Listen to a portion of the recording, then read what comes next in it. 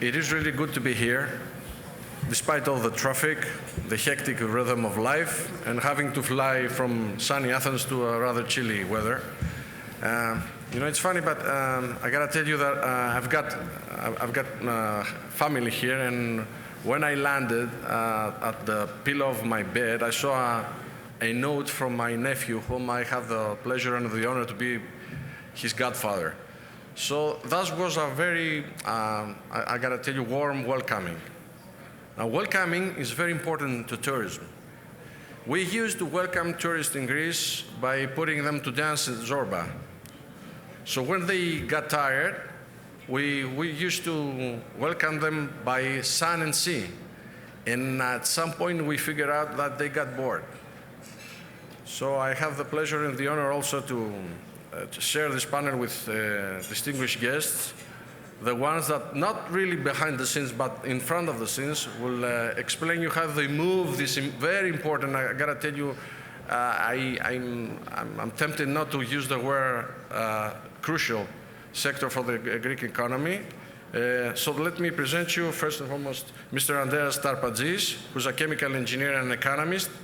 Andreas heads as a CEO of the AVIS company in Greece, and he also sits on the board of directors of Turner Energy Finance. He's the former CEO of ELTA SA, that's the post in Greece, and he's the chairman of the World Postal Council. Next to him, it's Manolis Sigalas, who is the managing director of Southern Eastern Europe for Hill International, and he has been with Hill since 2003. He's a civil engineer with a degree from NTUA and a master in engineering from Massachusetts Institute of Technology. Gentlemen, let's go forward. First of all, let us hear you, Andreas. Thank you, Dimitri. We certainly are among the first people to welcome tourists in Greece, given that AVIS is one of the biggest players in rent-a-car. So immediately after your nephew will probably meet AVIS guys to take your car and go wherever you want. Great. But I'm happy to say that tourism in Greece is a little bit more further now than sun and sea. We have that, of course. We have excellent sun and sea, and the weather is one of the assets of the country, plus the beauties we have. I mean, from a land plot perspective, Greece is a prime one. But I think during the last few years, and especially COVID helped this transition, we realized that while Greece has a prime property, the services offered in tourism were, I would say, 3-star services in contrast with a 5-star destination. We have seen a lot of investments, and certainly COVID-19 pandemic helped to that direction, especially in the luxury end of the tourism. And we heard already Mr. Athanasiou with the Ellinikon project. Alongside the Ellinikon project, the full Athens Riviera is rebuilt, creating one unique destination. I'm happy also to realize that Athens is among the prime weekend destinations in Europe. And another of other developments in a number of islands. We know it's not only Mykonos, but we see a lot of investments in Kyklades, Crete, and Corfu to supplement this product. This is one trend that is very important. The other trend that is also important and could help the Greek economy is the fast digitalization of the economy and the work from anywhere trend. We've seen a lot of transactions in Greece from foreigners that can work, could be employed by Google and offer the services from Paros Island. That is certainly a reality as we speak, but could become a more strong term provided that the country offers the infrastructure necessary. And to that end, the necessary infrastructure is not only nice airports, good highways, but also a very strong communication network and very strong health network. You have to be somewhere, and if something happens to you, you should have the ability to prime healthcare services all over the place. So I believe we got that on the right place, and I'm happy to see that the right investments are going on in this perspective. From our side, since we offer, let's say, a supplementary service in the broader tourism product, I mean rental cars and mobility services, we invest a lot in green mobility and let's say innovative mobility services to match the upcoming demand from micro-mobility to long-term mobility. So I believe the next few years we're going to see this continuous growth in tourism. I'm very optimistic even for this year, despite all the problems we're facing and the geopolitical turmoil, that there is no certain end at the end of the day. But I see a very strong pent-up demand and secular trends, the ones I described before, that can support Greek tourism and Greek economy as a consequence. Thank you. Okay. Thank you, actually. Manoli, in Hill International, you are involved on some major infrastructure and hospitality projects in the country. What is your outlook in terms of the tourism-oriented infrastructure projects that are currently underway or under planning that can support the future growth of the tourism sector? Well, thank you. Good afternoon, everyone. Echoing Andreas' views, I believe we have a historic opportunity ahead of us, not only to upgrade and evolve our end product, but also provide and enhance much-needed infrastructure in support of the sector's future growth. And why are the circumstances mature and promising in this regard? Because on the one hand, as we saw, we have major projects of global reference, transformational projects that have already commenced. And at the same time, there's a significant pipeline of projects and actions that can now be funded and implemented across the country and that relate directly or indirectly to tourism and hospitality. Just indicatively, in the Athens region alone and along the Athenian Riviera that Andreas mentioned, we have major investments currently underway for the next 5 to 6 years, starting with the port of Piraeus, the new cruise terminal at the port. Then we have the Tower of Piraeus, a landmark building which used to be derelict for years and now being redeveloped by private investors.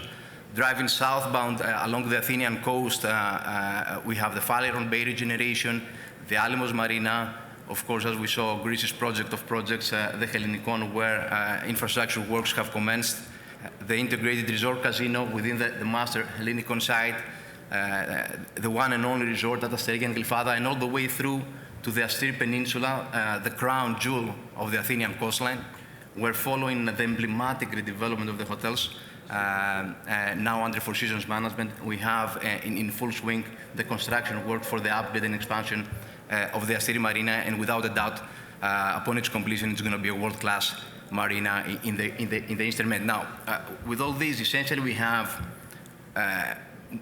more than $3 billion US of capex being deployed along a coastal route from Piraeus to Vouliagmeni. This is approximately 13 to 14 miles. So we have more than 200 million US per mile of the Athenian coast, actually fraction of the Athenian coast. And this figure must have increased after Odysseas Athanasiou announcements today, but it's impressive and reflective of the long way that Greece has gone. Now, when we talk about investments in Greece's backbone infrastructure, obviously the main gateways into the country are our airports.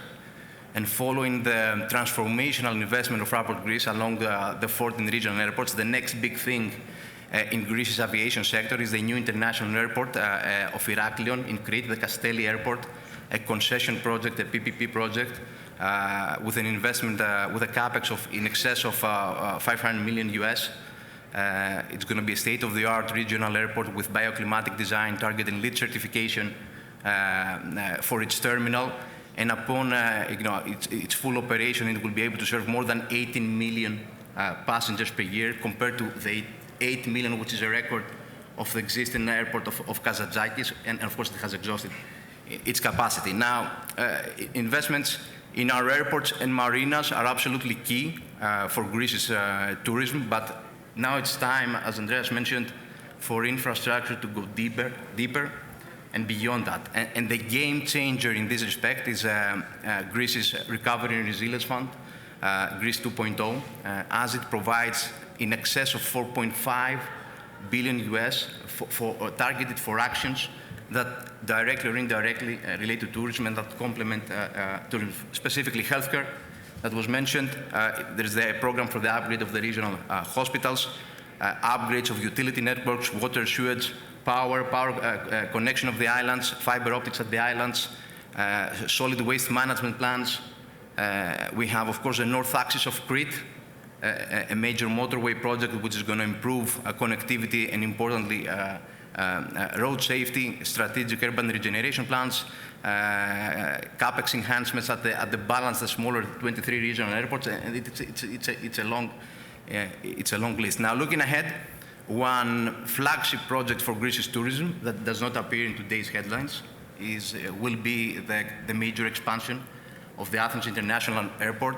Save for COVID, this project would have commenced, but hopefully, as the circumstances in the aviation sector improve, this project and the requirement to expand the Athens International Airport will become very much pertinent and rapidly. Now, overall, I would like to say that it needs to be recognized that Greece, we have come a long, long way in the past decade, and in recent years, I truly believe that we have shifted completely gears.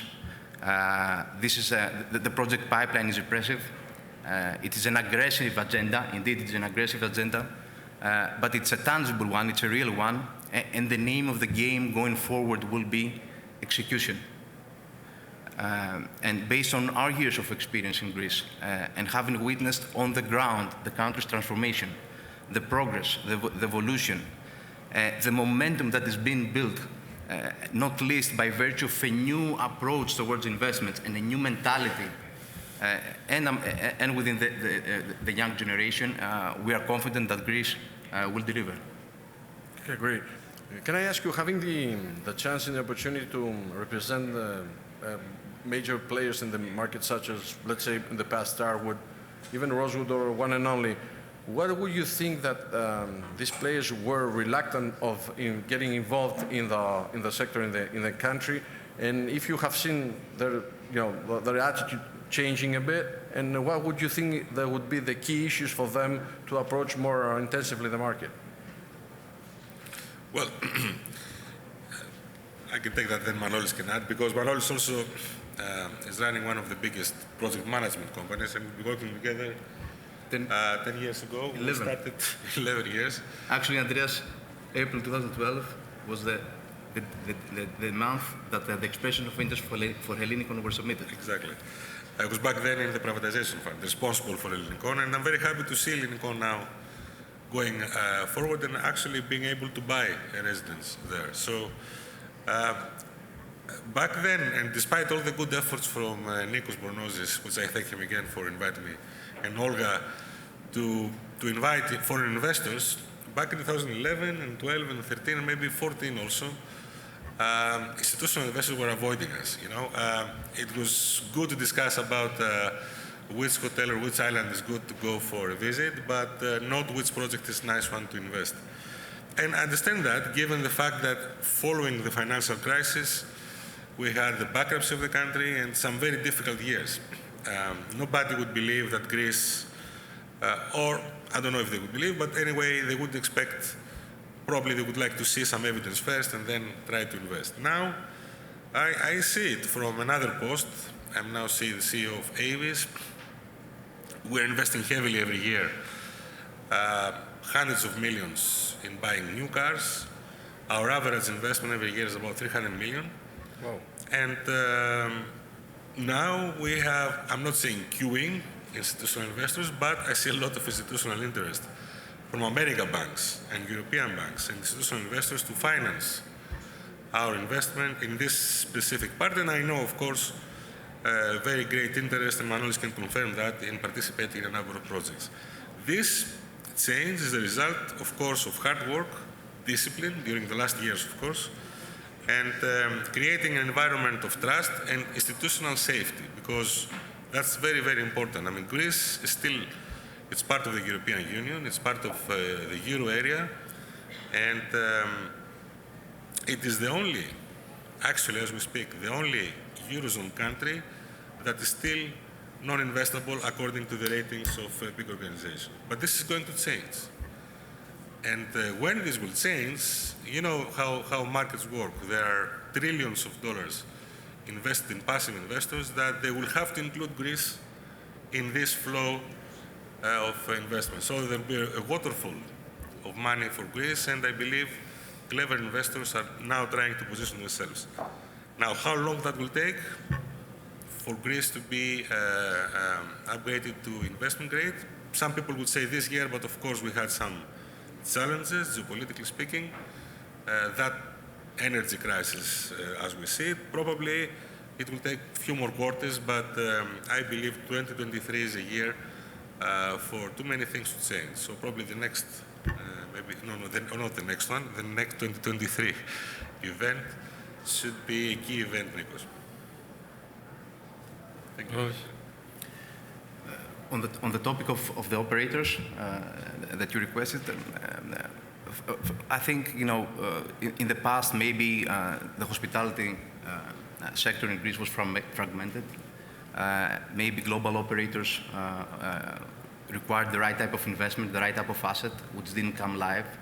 We saw greater interest when the Astir Peninsula, when Astir was privatized, and the investors, AGC equity partners, had a significant interest from global operators. It was not just Four Seasons at the time, there were others. So I think Four Seasons paved the way, and since then we've seen many more global operators, including one and only, including of course Mandarin Oriental, which were recently announced, and I think there are going to be many more to come. Okay. Well, to U.S. investors, administration plays a key role. So I would like you to share with our audience here your experience as how the administration you think that has changed or has been more proactive in the recent years, or it hasn't. What do you think? U.S. administration? No. I'm not talking about the Greek one. Okay.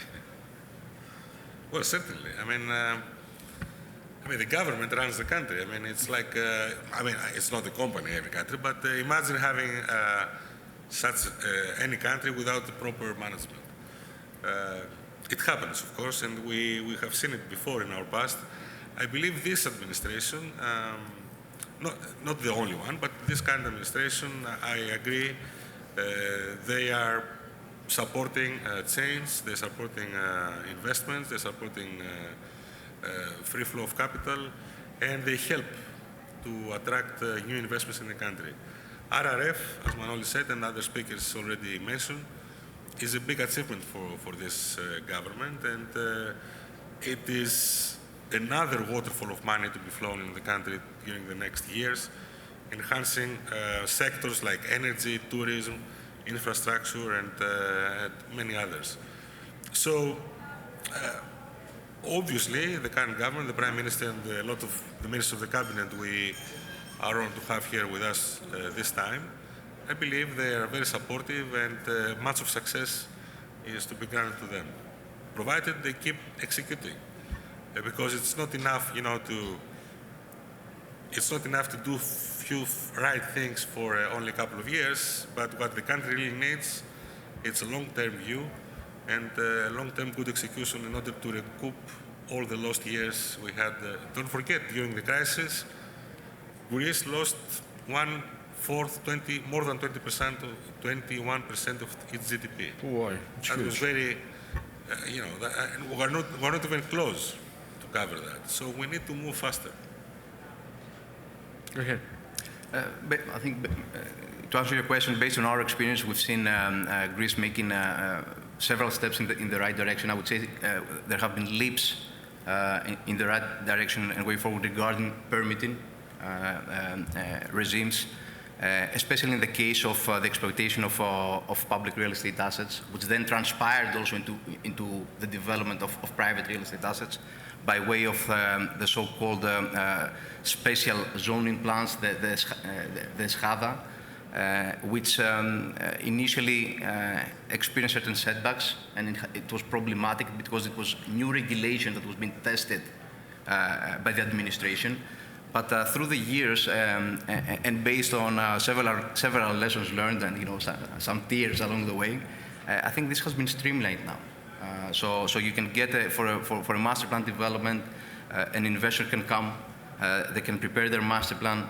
If it's rightly prepared, they can do a strategic environmental study, and they can get legally robust land uses and development parameters, which are approved by way of a presidential decree, which has been pre-reviewed by the Council of State, το Συμβούλιο της Επικρατείας. So this goes a long way to enhance a topic that we discussed also at the Delphi Economic Forum, which is legal safety, ασφάλεια δικαίου, for investors. So yes, this has been positive. Another thing I would like to note and underscore is that in our experience in Greece, and opposite to the impression of the wider public, we've seen some excellent technocrats in the Greek in the administration, in the state administration, who not only know, but want to drive investments forward.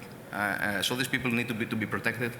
They need to be empowered, and things are improving by the day. Okay, so you believe we're on a right track. Now, in terms of the product itself, do you feel that there might be an evolution to it? Like, for instance, if we get to speak about what we call thematical tourism, such as the medical or the religious, or I would really love to have your opinion to it. Yeah. It's just the two of us, and we have to speak a lot on all topics. Yeah, you start laughing before even talking. Well, there are certainly things. I remember a number of issues for Greek tourism as problem. We have only limited period of, the high season is very limited between mid-June and mid-September, and we need to find ways to expand that and invent other things like medical, like religious, whatever. I'm not a believer in that. I think it's a given thing that tourism is evolving to experience. It's not just visit a place, stay to a nice hotel and eat, laugh. Of course, that's part of the game, but I think where we're heading now is that, and because millennials are the force of the future, they seem to be attracted from experiences tourism. They want to go somewhere and meet the people, see the customs there, participate in things, and always appreciate the fact that, and maybe prefer a destination that is, let's say, more sustainable, eco-friendly. Of course there are trends, and the thematics are changing, and we need to have a more clever strategy. I speak for Greece. And instead of trying to just extend the season, the tourism season, to promote further the fact that Greece by itself is a more sustainable destination because the food, everything we're producing there is close to the environment. Promote other places like the markets they have, and I think there is a nice. It's not the guy from the yacht here, the Greek Tourism Organization, but they are doing some, I would say, very nice initiatives like the weekends promoting, and I've seen a lot of people coming in Greece out of this. The Greekend, they call it, instead of weekend, Greekend. It's a very nice campaign, for instance. This is something we're missing. And I think this is the way to promote the tourism. I don't know any place. It's France, destination for religious tourism? No. But France is a destination all over the year. Italy, the same. So it's not the thematic aspect that we're missing. It is a rather more longer-term and better viewed strategy in order to build demand across the year. That's my view on that. From my side, I'm not an expert to discuss about the product. However, I can share with you the experiences that we have with our clients and investors. And in previous years, we've seen investors being interested mostly in redevelopment of existing assets, mainly because of the long time frames to mature a greenfield project. So we've seen, investors were coming in and they were refurbishing existing hotels. Now, to evolve our product, obviously we cannot just rely on refurbishment. We need a new type of product to be able to reach out to a different clientele. And this is happening, as I mentioned, with the planning tools that have been effected in the country. Yep, right. Well, speaking of the project, I'd like you to think about how do you feel with the provider itself? Like, do we have the adequate staff to work with the hotels properly, to treat our tourists as they should, or do you have some, thoughts about it? You can start with sense. I know. Look, I see you see me hesitating because it's not the field of expertise, and I want to, I think, seeing how hoteliers operate, like Ecos, like Temes, they reach out to the younger generation and they train them. Of course, we have the staff and the capacity to be able to support growing operations in the hospitality sector. Okay. Yeah, I agree with Manolis, we do, but we could also, and this is some things that the Greek government needs to undertake in order to further restructure the Greek economy by creating, better infrastructure in other areas also. For instance, Greece is based on its tourism. 25% of the Greek GDP is around tourism, not directly, but also with secondary activities. But still, if you want to have a top-of-the-notch training on tourism, you have to go to Switzerland, not in Greece. So that's strange. Why don't we try to develop, and make a plan? Or Cyprus, I don't know. So, but in Greece, we don't have top-of-the-notch studies for tourism. What are we waiting for? This is something, not only tourism, technology, etc., etc. So the government needs to create such opportunities and further train people, because we still have to face as a people, as culture, that serving foreigners is not something that is honorable for a Greek guy, which is stupid exactly because from what I said before.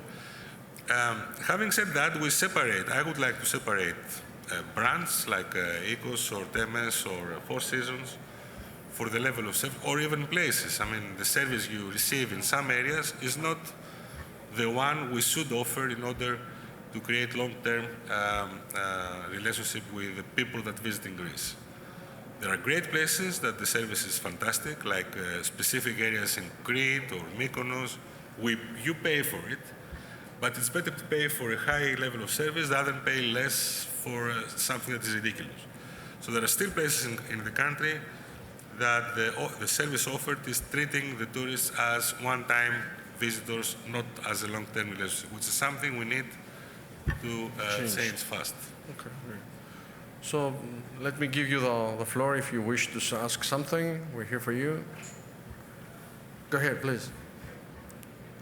Hi. I'd like to ask you a little bit. We are talking about investment in Greece, and basically, as you very well described, and you are in the sector as well, it's all about tourism. That's what it is. 20%. It's all about? It's all about tourism. It's the foreign capital comes in Greece when tourists arrive. Everybody goes to Greece. In this whole, I was there 2 years before. It was almost empty. I was there last year, and it was packed beyond words. And it was a very good year. Now, is there anything else, although you're not in the specific sectors, but you have the experience, is there any other sector apart from tourism, the sea, the land, the good organic food, as you mentioned, the rented cars? Absolutely. That yes. Greece can do to seriously attract foreign investment? Absolutely. In my opinion, there are a lot. I had the opportunity to delve into that during my years in the privatization fund. I can reassure you there are a lot of other opportunities, including logistics. Don't forget that Microsoft decided to invest more than $1 billion US dollars. This is small investment. Well, $1 billion US for a country yeah. for a country that creates a GDP of 200 billion, $1 billion investment is high. We're not comparing Greece with US. Greece is still a country, an economy of $200 billion. So $1 billion investments are huge. In my, given the, do the divides. there are many other areas, as I said, in transportation, logistics, infrastructure. Healthcare? Of course, healthcare. And don't forget that tourism, as I said before, or I tried to say before, is actually taking into consideration all the infrastructure of the country. And of course, I didn't mention shipping, which is the prime area for, and cruising, of course, which is part of shipping in Greece. So now the question is, why you invest in Greece? Is there any competitive advantage to invest in Greece in this? My answer is the location is very important. You can see it in the map. You can attract talents. There is talent in Greece. I mean, human capital talent. And the fact that still Greek economy, don't forget that. It's very important. It's a Euro country actually grading as junk. In a couple of years, it will be an investment rate. So if you are there before the rest, only that will give you a 20-30% upside. Yes, please do. Unless Manolis wants to comment on this. Andrea, you cover. Yeah, and security, I'd say. Security. It's a very secure country. Okay. Just to, if I may answer to the gentleman, there are at least two, I would say 2.5 areas that I believe Greece does have a sustainable advantage. The one is food and beverage. There is a very nice and very large, very nice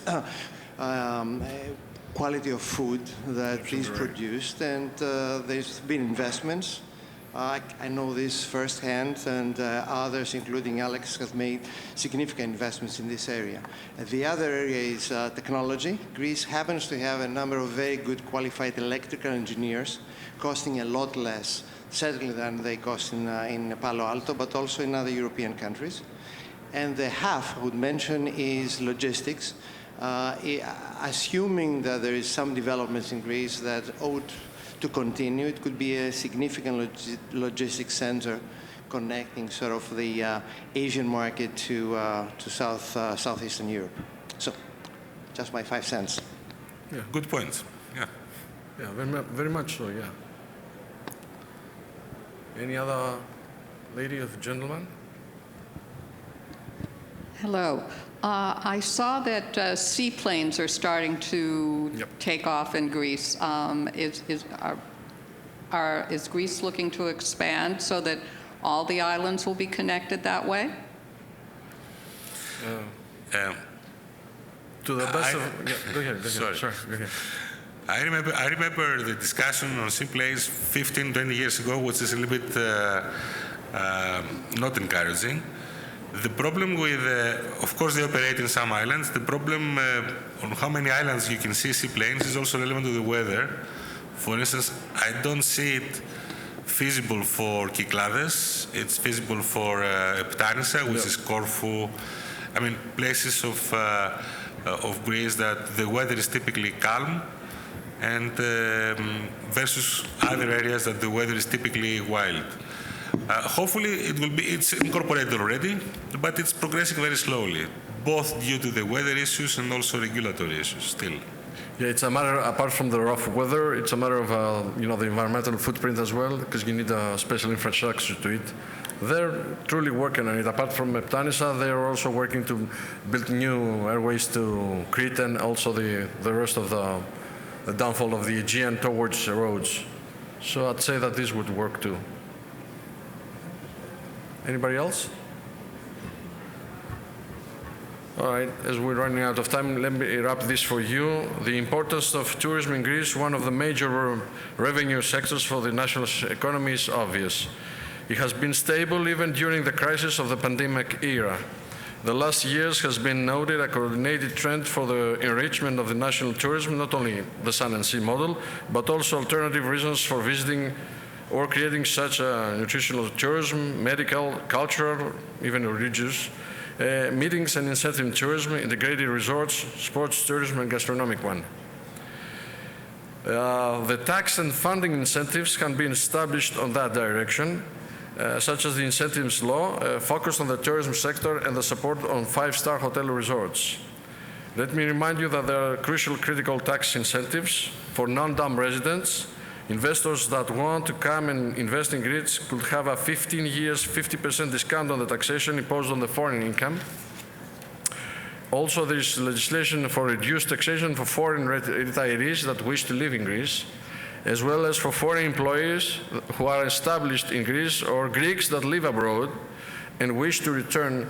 Therefore, they will be allowed a 7-year 50% discount on the tax income and subsidy levies.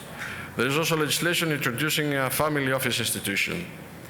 I'd like also to point out that a keynote shall also be the constant creation of new direct flights to Greece from the international airline companies, such as all the American ones, Delta, who connects with New York, Atlanta, Boston, United, American, etc. And also, finally, to point out that the prolongation of the tourist period in Greece has also been an ongoing goal for the country.